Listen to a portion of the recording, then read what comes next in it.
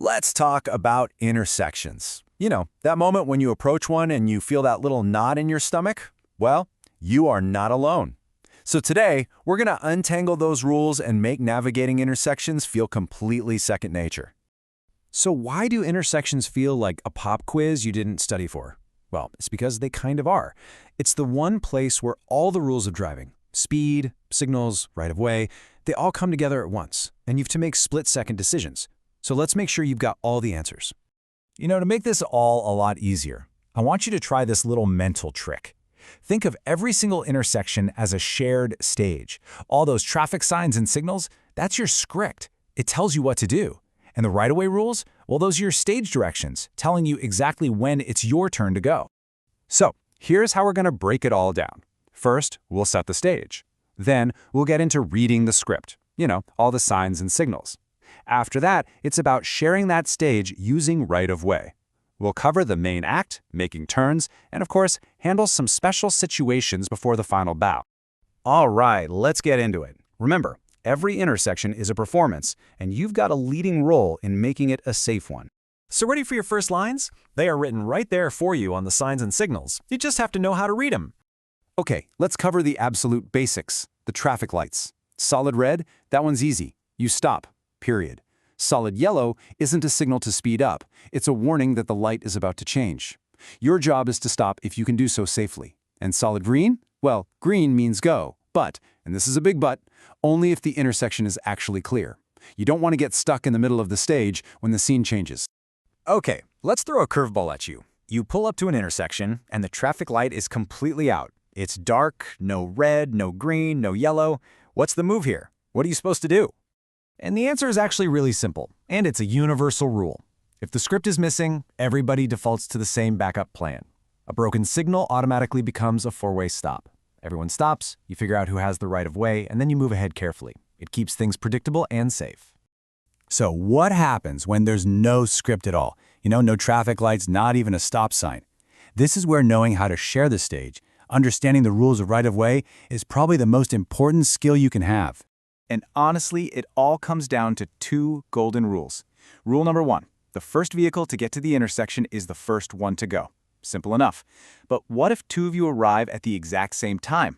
That brings us to rule number two. You yield to the vehicle on your right. Just think of it like this. The car is on my right, so they go first. At a four-way stop, these rules create a really predictable, safe little dance.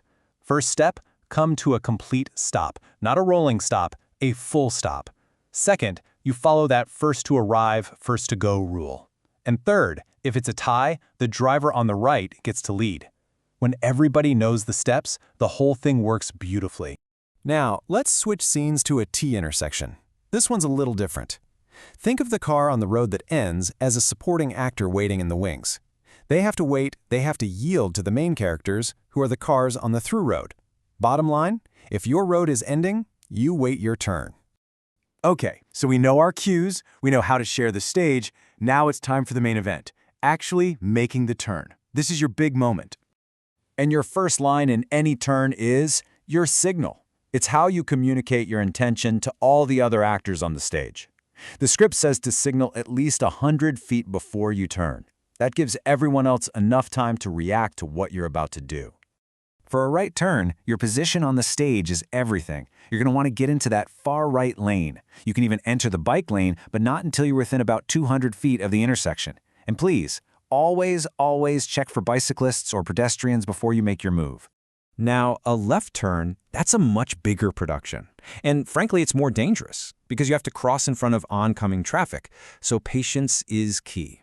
Having a clear view of the stage is absolutely critical. This is not a scene you ever want to rush.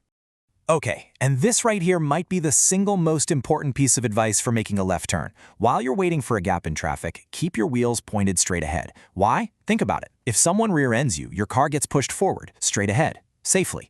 If your wheels are already turned, you'll get pushed directly into oncoming traffic. This one little habit can literally save your life. Of course, not every performance goes exactly as planned. You're going to run into some special characters and situations on the road, and you'll have to know how to adapt. So let's meet some of these special characters. First up, pedestrians. They are the VIPs of our show. They always, and I mean always, have the right of way. Emergency vehicles? They're like stagehands trying to clear the set. Get through the intersection, then pull over and let them pass.